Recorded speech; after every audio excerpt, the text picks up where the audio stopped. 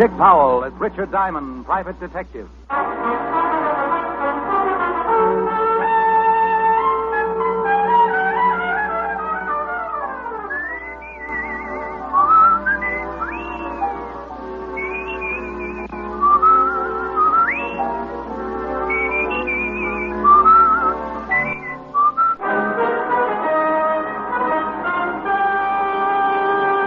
Now a transcribed half hour with Richard Diamond, private detective, starring Dick Powell.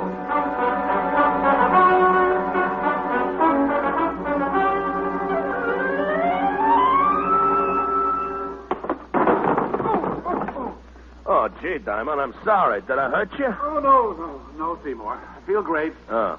Who needs seats? Come to think of it, though, I might be more comfy down here if you'd lift this desk off my chest. Oh, yeah, sure.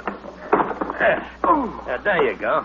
Oh, well, thanks. Sorry, I didn't mean to knock you over. Forget it. I enjoy having my chest crushed as much as the next guy. Okay. Now, the throw I'm going to show you now is called a Japanese shoulder toss. Look, Seymour, you've convinced me. Judo is a wonderful sport. I didn't realize what I'd been missing all these years. I love this sport, judo. Now, what'll it be, canasta or old maid? What? How about hopscotch? Oh, come on. Let me show you just one more throw, huh? Not even if it was with a beanbag. Hey, maybe some wrestling holds in. I know a lot of wrestling stuff. Must be some trick you'd like me to try. No, Seymour. I really don't believe Well, come to think of it, yes, there is. A wonderful little trick. Huh?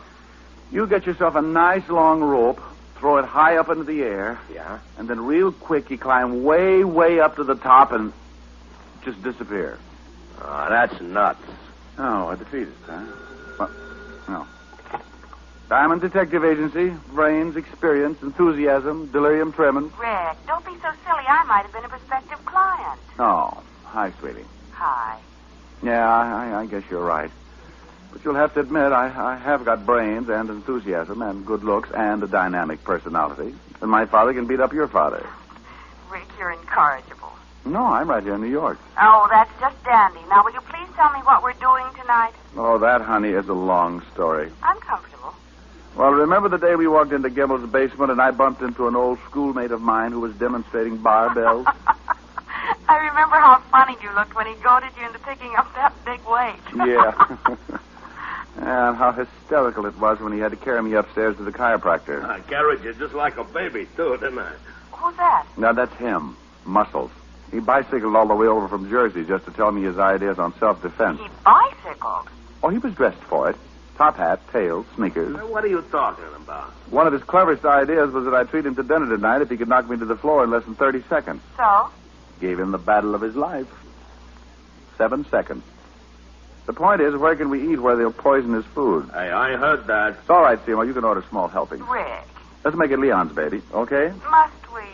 Will you be an angel and meet us at Leon's? I'll meet you at Leon's. 8 o'clock sharp. Rick, if you keep me waiting. If I keep you waiting, you can have a lock of my hair. 8 o'clock. Sharp. Well, I'll see you at Leon's at 8 o'clock, huh? Bring lots of money, because I'm a guy who can really eat. Oh, I'll bet you are. Well, if you arrive there before I do, Seymour, start in on the ferns by the front door. Seymour was too stupid to go away mad, but at least he went away. I settled back in my chair and made a half-hearted attempt to figure a face out of the water spot on the ceiling. When I woke up, it was 5 o'clock, and I hated myself for the indulgence. As I sat there, thinking how much my mouth tasted like an old motorman's glove, I heard a noise in the hall on the other side of my door. Well, good afternoon. Something I can do for... Juice bar. Hey.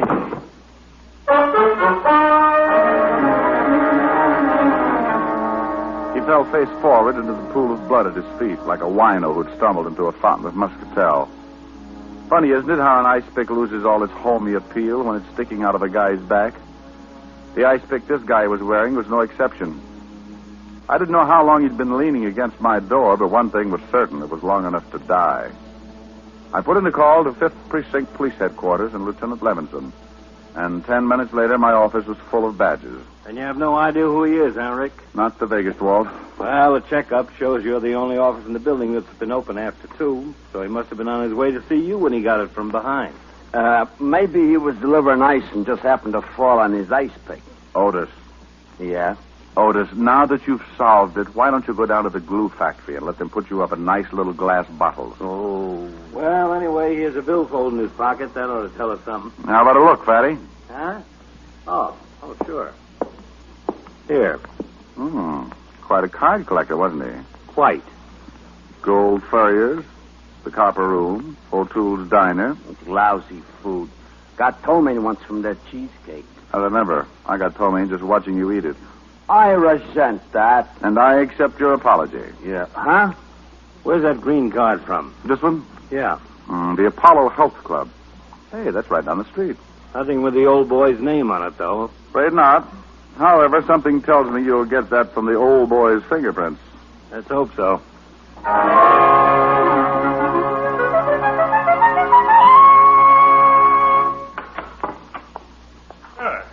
Good afternoon to you, sir. Welcome to the Apollo Health Club. May I be of assistance? I'd like to get a massage. Splendid. Performs wonders after a fatiguing day. A veritable balm to the chafed tissues of the body. But will it cure snow blindness? I beg your pardon? No, just ignore me. I'm a little chewed up today. I assume you're referring to a state of mind. Well, not altogether. Got a kink in my back that isn't entirely mental. Well, at least you've come to the proper place. A measure of skillfully applied anatomical science will regenerate the damaged musculature in no time. O'Brien, Mr. O'Brien, front, please. One of my best masseurs. Oh, you're the owner, huh? I am, sir. Let me introduce myself. Emerson Van Arper, Doctor of Anatomical Science. Richard Diamond. A pleasure. Nice layout you have here. Indeed. 5 years of assiduous study in Switzerland under the illustrious Dr. von Seppelville has given me a boundless knowledge of the human mechanism. As a consequence, of course... Are you phoning, Doctor? Oh, yes. O'Brien, I did. Mr. Diamond here wishes a massage. Sure, fine. I'll speak to you later, Mr. Diamond. I just heard, sir. Remember, the blood toward the heart, always toward the heart.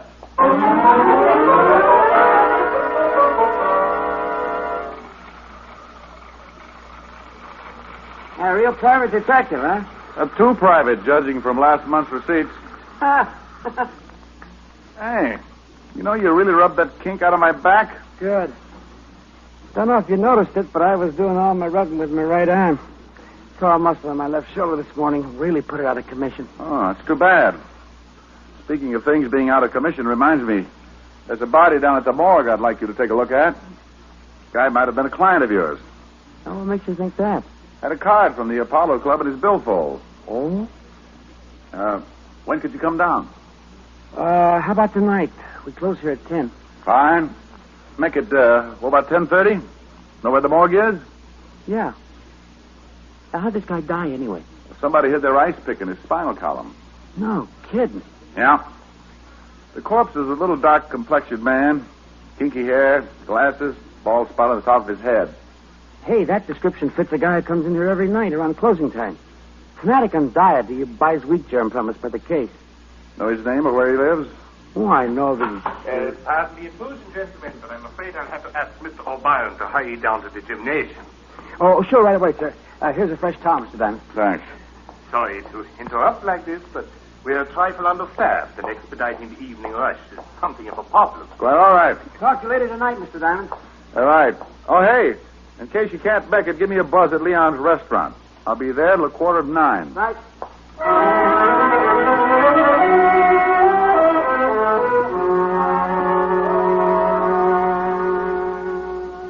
Ah, Monsieur Diamond. Hello. Bonsoir. Hello, Leon. Par ici, par ici. Which translated into English means? Right this way. Both my guests arrived? Oui. First the young lady, then a few minutes later the gymnast. But, Mr. Diamond, a telephone call is waiting for you. Oh, thanks, Leon. Hello, Diamond speaking. Hello, Mr. Diamond. This is Red O'Brien down at the Apollo Club. Oh, yeah, O'Brien. Hey, listen, you gotta come down here right away. I really stumbled into something. Yeah, what's that? Can't tell you over the phone. Just get down here.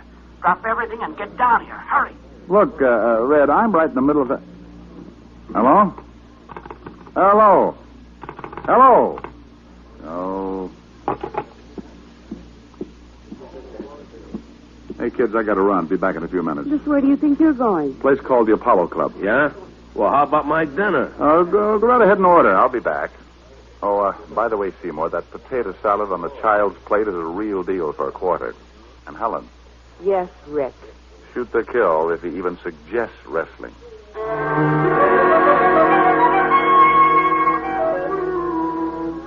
I walked out of Leon's, flagged down a cab, and spent the trip back to the Apollo Club, wondering what Red O'Byron was so worked up about and why he'd hung up on me. As my cab started to swing in toward the curb, I got that lousy feeling again, and I decided definitely it was not one of Leon's martinis, but rather the large white ambulance parked in front of the Apollo Health Club. I was halfway up the steps of the club when Dr. Van Arter appeared in the doorway. Oh, good evening, Mr. Diamond. This is terrible. Terrible. What is? We've had an accident. Red O'Byron? Yes. Oh, terrible. Like losing a son. Losing? He's dead? Yes. He was performing a handstand on the rings in the gymnasium, and he slipped and fell. Broke his neck.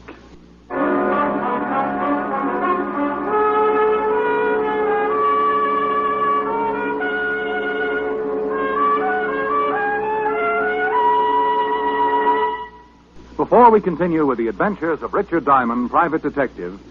And now back to tonight's adventure with Richard Diamond, Private Detective, starring Dick Powell. Well, hello, Otis. Is the lieutenant around? Yeah, he's around, so what? Otis, did you ever think how silly you'd look hanging from your thumb? Ah, go soak your head. You mean that's how you shrunk yours? Well, now, isn't that a coincidence? Is it? I was just thinking how peaceful it is around the precinct when you're not. Yeah. You shut up, you. You tell him, Fatty. How would you like to... I'd like a little information, if you don't mind. I'd like you to see what facts you can scare up on the guy who runs the Apollo Health Club. His name is Van Arter. If I remember right, the stiff we hauled away in front of your office today had a card from the Apollo Club in his billfold. You remember right? And we found out his name was Rudy Lubin. Narcotics has a file on him that goes forever. How about the ice pick? Any fingerprints? None. Well, that's always a help. I should say. Personally, I think Otis did it. Think I did what? You see, Walter, typical pathological reaction. What do you mean? Oh, don't worry, Otis. We won't let them hang you, right, Walt? Right. Not as long as we have a rope and a tree. No. Hey, what's up? Who you calling?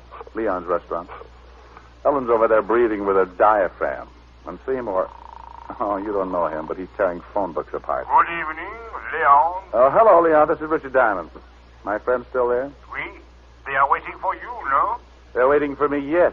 Let me speak to the noisy one with the biceps, will you? Oui, bien entendu. What's all this about? It's about a guy who got stabbed in front of my door, a masseur named O'Byron who got his neck broken doing tricks on the rings, and something that O'Byron mentioned earlier. Hello. Seymour? Where are you anyway? We've been waiting an hour. That's not the point.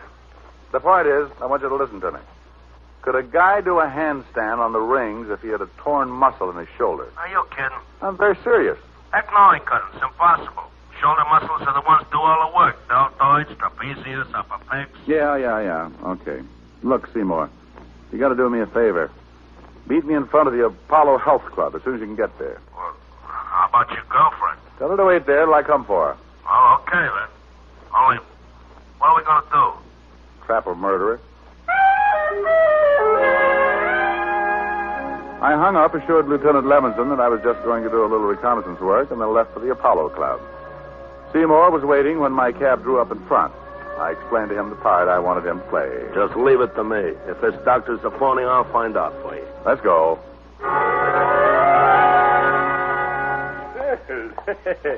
Hello again, Mr. Diamond. Doctor? I just talked to the O'Brien boys' family.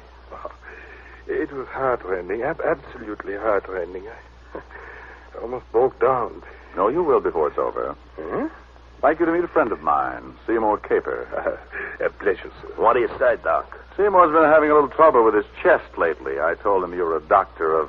anatomical science. Yeah, and that you could undoubtedly do him some good. Very kind of you. It's something to do with my muscles here. You know anything about them? Muscles are what an anatomical scientist knows most about. Oh, swell. The doctor studied all about muscles in Switzerland. Oh? Just what seems to be the trouble? Well, here's the deal, Doc. It all started the other day when I was working out with my barbells. I was doing an exercise for my trapezius when all of a sudden I got a spasm in my tensor fascia. So I bent over to set the barbell down on the floor, and that's when the pain hit me. First in my pectoralis minor, then in my intercostals, and finally in my diaphragm. A kind of spasmodic contraction like when you get the hiccups. Only no hiccups. You know what I mean? Yes. A spasmodic contraction. Of the diaphragm. Only no hiccups. And then my abdominals began tightening until I could hardly expel my rib cage. Oh. That's when I called Diamond here. I see. Yes, quite naturally. If you'll pardon me a moment, I'll see if I can... Yeah, but wait a minute. I haven't told you about my rhomboid. His rhomboids seem to be completely out of whack. Beg your pardon. Well, it must be either my rhomboids or my dorsal spinalis. Awful pain right between my shoulder blades. What do you figure it is, Doc? Well, actually, hasty diagnosis isn't feasible. Huh? I really couldn't... Yeah, but you just put your hand on my left rhomboid and feel how knotty it is, huh? Left rhomboid. Yeah, go ahead, feel it. It's right under the middle trapezius, Doc. You know where that is. Please, Seymour. Don't insult the doctor. Any old quack knows where that is. Yes, certainly. Middle trapezius. Great Scott. I'd almost forgotten. I left a client under the sun lamp. Pardon me, gentlemen. I'll be back in a moment. Have a hunch he's heading straight for an anatomy chart. Yeah, you're not kidding. That guy's as phony as the title he uses. Doctor of Anatomical Science. My gluteus. Mine, too. Come on.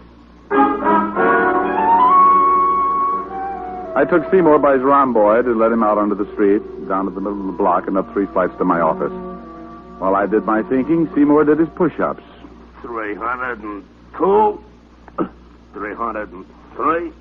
Well, Seymour, we know 3 things. O'Brien couldn't have been exercising on the rings with an injured shoulder. 5 right. And the doctor's a phony.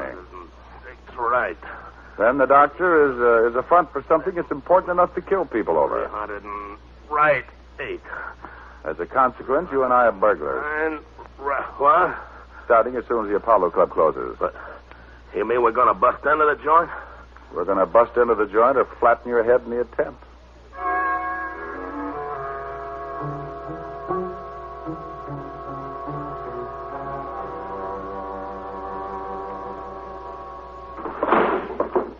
Seymour, you opened that window beautifully. Thanks. Remind me to autograph your biceps later. Hey, this detective business is dangerous, ain't it? Oh, yes. But think of the advantages. Long hours, no time for meals. And on a good day, a guy can pick up as high as 200 or 300 bullets in his back. I don't like it. Go on, crawl in. Okay. Don't push. I followed Seymour in, and we waited a minute for our eyes to get accustomed to the darkness. Then we moved cautiously down the stairway to the first floor. I had no idea what I was looking for, but Dr. Van Arthur's office was the first place where I tried to find it. Hey, the door's locked. You want it opened? Well, of course I do, Seymour. Use your head. Okay. Seymour would be pulling plywood out of his scalp for the next week, but it got us in. I took the place apart, but came up with a big fat nothing. So we left the office and headed down the hall toward the back of the building. Hey, look. What's the matter? It's a fruit juice bar. Oh, boy, am I thirsty. Well, go mix yourself up a... Juice bar? Juice bar, that's it. Yeah, good stiff belt of celery juice. No. This is what the little man who was stabbed outside my office was gasping about when he died. A juice bar. Come on. Nothing but juice. Oh, I wonder what's in this cupboard under the counter. Is it locked? Yeah. Think you can pull it open? Just watch me. You see? Seymour. Yeah. Will you marry me? I'll give you a belt in the solar plexus. Later, huh? Right now, let's see what's in this cupboard. You got a match? I don't smoke. That's all right. I found one. Well, what do you know about that? Nothing but cans of wheat germ. Hey, you know what that stuff is, don't you? I know that the masseur who got killed here told me that the guy who died in front of my office brought it up by the case. Hand me a can, will you? Sure. Here. This stuff is full of vitamins, you know. You want a handful? Oh, no thanks. Yeah. Well, it must be some extra special brand. Never tasted anything like this before. Chew a little louder, Seymour. We can dance to it. Hey. Hey. That really hits the spot, man.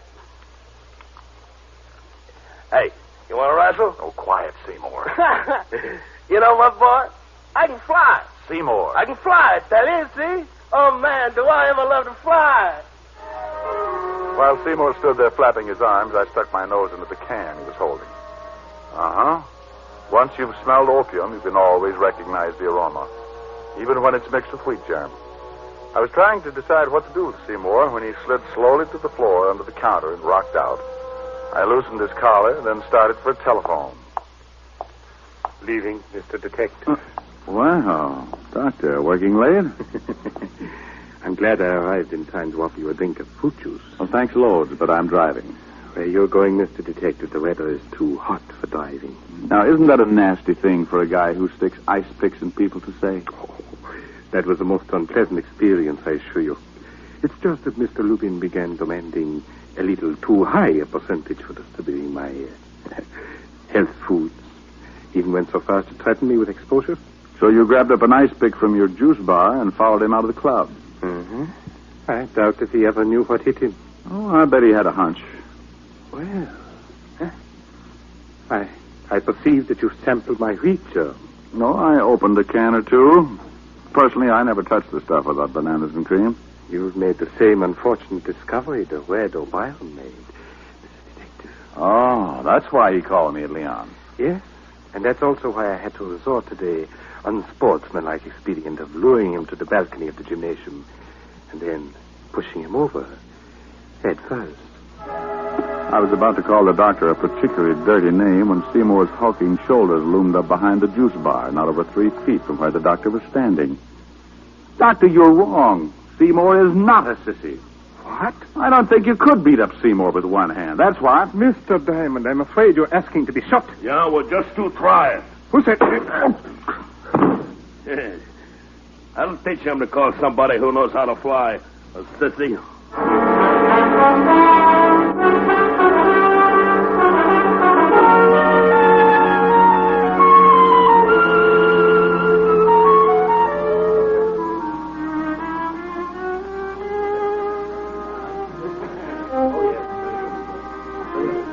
She's still here, though, huh? Now, we but very angry. Look, Leon, you got to do something for me. We? Tell the violinist to get his big fat Stradivarius over to where she's sitting. And quick. We, immediately. Hello, Miss Asher. Oh, come on, sweetie. I've had a rough night subduing murderers, opium eaters. Least you could do is say hello. Hello. I, like that song, don't you? Look, I know all about you and your little violin bit. Huh? I saw Leon pointing us out to the violinist. He did? Mm-hmm. And where, may I ask, is little Seymour? Little Seymour ate too many goodies. He's having his stomach pumped. Oh, now that's sweet. I think so. I think the song is nice, too. I think you should sing it, too. I think I should, too. Hold me close and hold me fast. The magic spell you cast. This is La Vie en Rose. When you kiss me, heaven sighs, and though I close my eyes, I see La Vie en Rose. When you press your heart. Oh, God. Start the song again. Hold me close and hold me fast. The magic spell you cast. This is La Vie en Rose. When you kiss me, heaven sighs, and though I close my eyes, I see La Vie en Rose. When you press me to your heart, I'm in a world apart, a world where roses bloom. And when you speak, angels sing from above.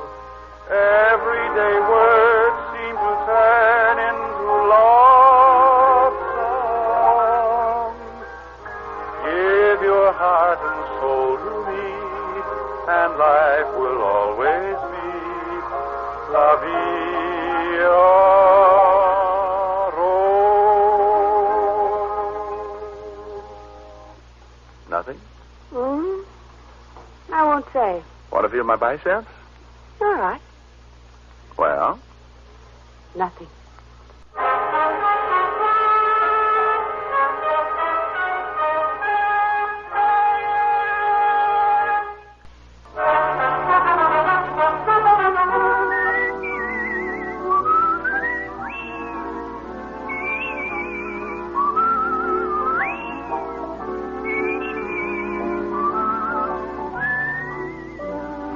Richard Diamond, Private Detective, stars Dick Powell in the title role and is written by Harvey Easton with music composed and conducted by Frank Worth.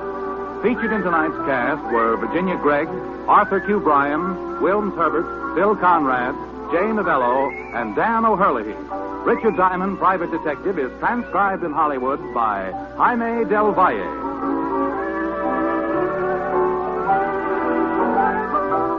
This is Bill Foreman inviting you to be with us next Wednesday at this time when we will again bring you Dick Powell as Richard Diamond, Private Detective.